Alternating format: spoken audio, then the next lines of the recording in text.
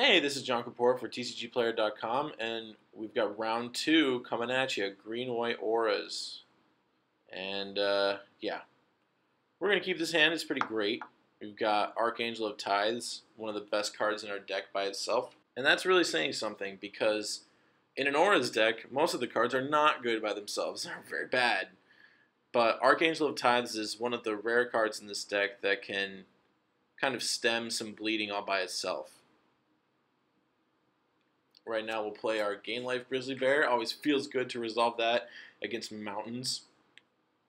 Not only does it block, but it gains life. So here we've got a 1-for-1 exchange, but I gain 2 off of it, which against mountains, that feels really good. It feels really good to stay even on cards and to gain 2 life out of the exchange.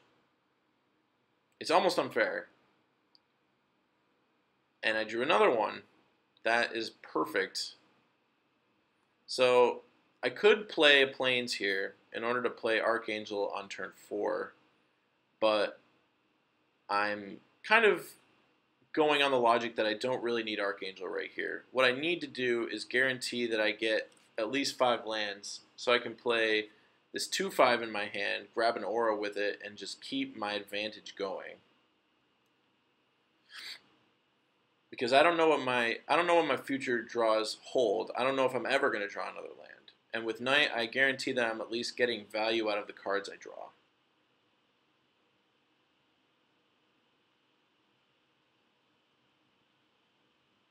Or by waiting to play Knight, I'm guaranteeing that I'm getting value out of the Knight. And of course, right on time, I draw a land. But that's okay, because the turn after this is going to be, I'll have 5 lands in play. I'll cast Heart Beast, get a 2-mana aura, and then on the following turn, I'll be able to play Archangel plus 2-mana aura on the Archangel. And that should be good enough to seal the deal.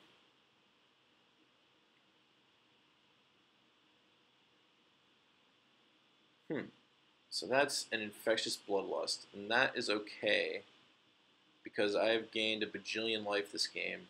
And pretty soon I'm going to have an Archangel of Tithes.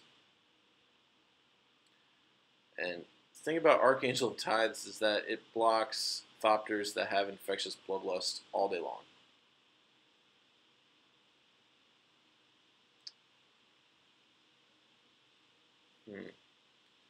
Thinking if I want to dummy check him. I think I want to dummy check him. So we're just going to attack with this 2/2 and see what he does.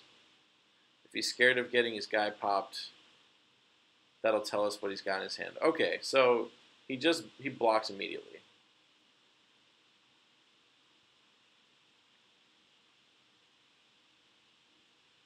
Maybe this means that he doesn't have any more artifact creatures in his deck. Maybe he's got another copy of that creature in his hand. It could mean any number of things. But we're going to go get Divine Favor. We don't get Nimbus Wings because whatever aura we get, whatever 2-mana aura we get, we're going to put it on Archangel of Tides because we want that guy alive forever. And so Archangel of Tides already has flying, so it makes no sense for us to get Nimbus Wings. We're just going to get Divine Favor. So we fall to 17, but he only has 1 mana open right now, so he can't have Fiery Conclusion. And there's another Divine Favor. Gosh, this is going to be hard to lose. Now what I should have done was I should have attacked him again with my 2/5. Because, I mean, me tapping my 2/5 is not the end of the world. It's not a big deal. When the upside is potentially getting into damage, and the downside is, oh no, my 2/5 is tapped, I might take 1. It's really not a big deal, because with Archangel, he has to pay mana to attack. So I'm taxing his resources that way. And also, if he wants to get in the 1 damage with the 1/3, that means he also has to send in his Thopter, which I would just block. And it turns out that my suspicions are somewhat confirmed. He had 2 copies of the red creature in his hand. So now So now we lose out on our dummy checks, which is unfortunate. But what are you going to do?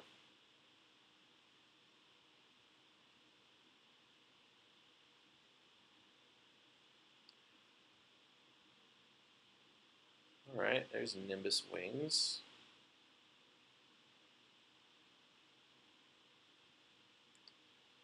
All right, so we've got 8 power worth of flying and a lot of life.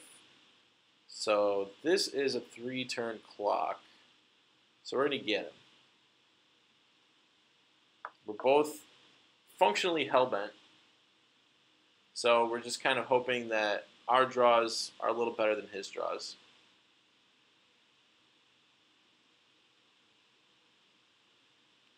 But yeah, he's already at 12. This is, I like this position for us.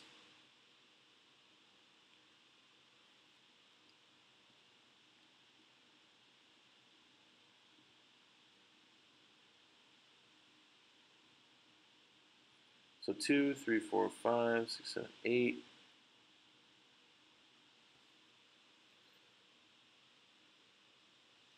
Yeah, he's pretty much on the same clock we are, but we are 1 turn faster.